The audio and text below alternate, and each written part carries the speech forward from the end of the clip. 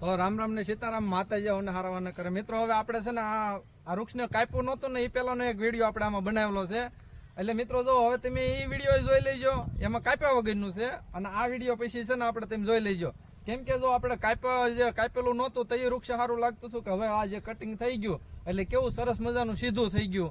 એટલે તમે હવે કોમેન્ટમાં કહેજો કે આપણે કઈ રીતનું વૃક્ષને કટિંગ કરવી તો સારું પડે કે ન સારું પડે. એટલે મારું તો કેવું એમ જ છે કે આ જે નીચેની ડાળું છે કટિંગ કરી નાખો એટલે તો ઉપરનો વિકાસ વધારે થાય. કેમ કે આપણે કેમ કે ખાવાવાળા ઓછા હોય તો આપણે થોડુંક બધાને થઈ રહે, અને ખાવાવાળા ઝાઝા હોય તો બધાને થોડી થોડી તાણ પડે એવું થાય કે નહીં. એટલે આમાં એમ થાય ઝાઝી ડાળું હોય ને એટલે બધાને ઓલું ન થાય. એટલે હવે છે ને આને વધારે આપણે મળી રહે.